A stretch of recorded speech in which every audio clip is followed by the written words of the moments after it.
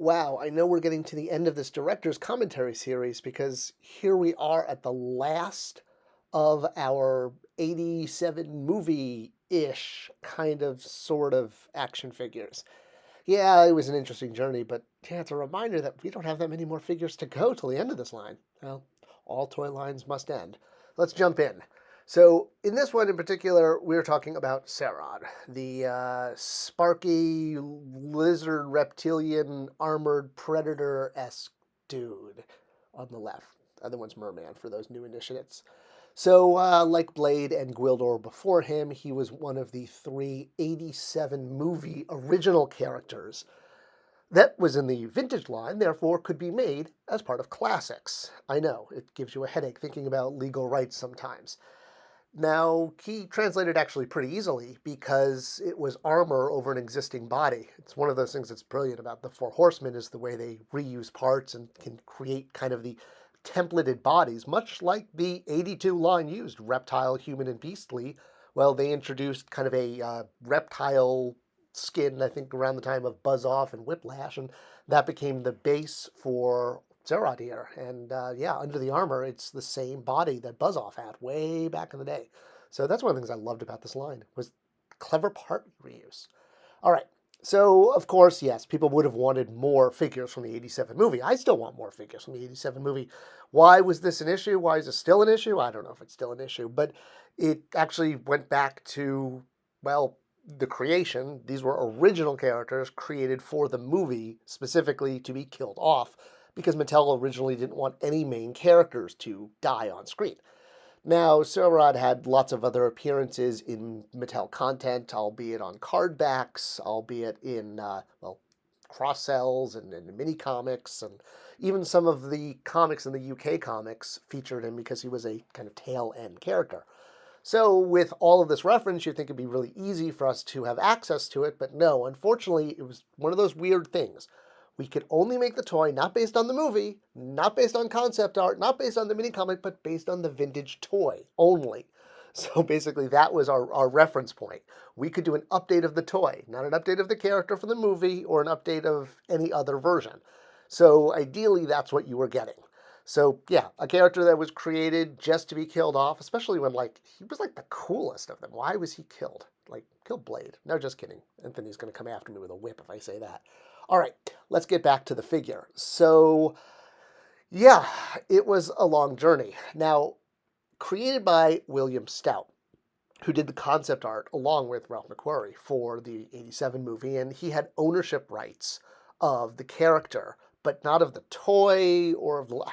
Again, basically there was some issues between him and Mattel, and it took until another company, Super 7, was doing the line before he allowed permission.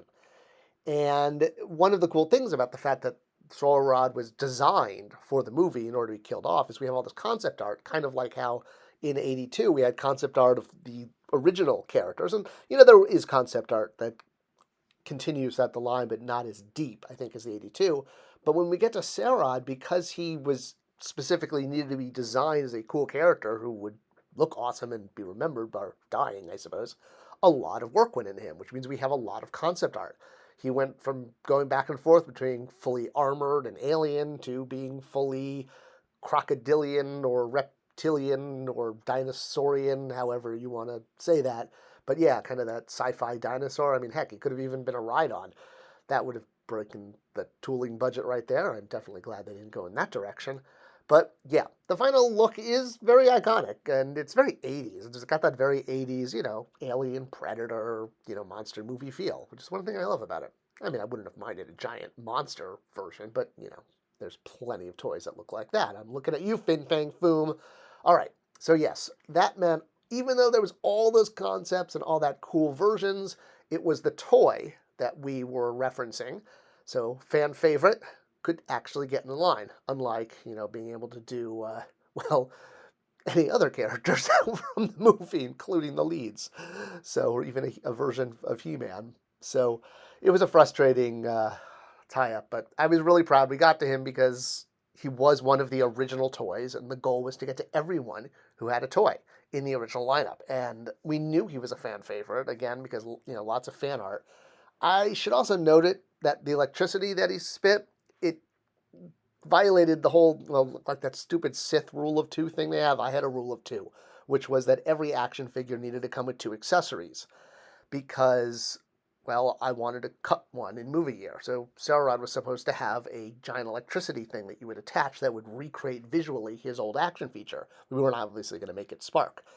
Now, in a movie year, because as brand manager on Toyline, I tend to always think ahead, or I try to plan ahead, much like with Ghostbusters, we had a plussed up version of Egon with extra accessories, extra deco that was released on Matty Collector. And even though I wasn't around for this release, this was my plan to release a deco reduced, accessory reduced version in a movie year as part of a customized program or to help expand the planogram and get more space at retail for the brand in a movie year. So, this way the owners of the original version wouldn't feel they missed out because they got exclusive accessories, more deco, et cetera, et cetera. Very similar to how when I ran the Green Lantern movie line, I had an extra wave of Green Lantern classics. The idea was in a movie year for He-Man, I could have a strip of MOTU classics next to the movie product with one accessory removed to preserve the original collectability, but Saurod is the only figure who only came with one accessory. And he broke that rule, and that drove me crazy. But that's what happens when you leave a company and a new team takes over. Details get missed. But they did keep my bio. It's interesting. Like, they keep some of my notes, but not all my notes. This year was frustrating for me. What can I say? But I'm just glad we got to him. He's a fan favorite. He needed to be in the line. Even if he only had one accessory, he still is a space lizard.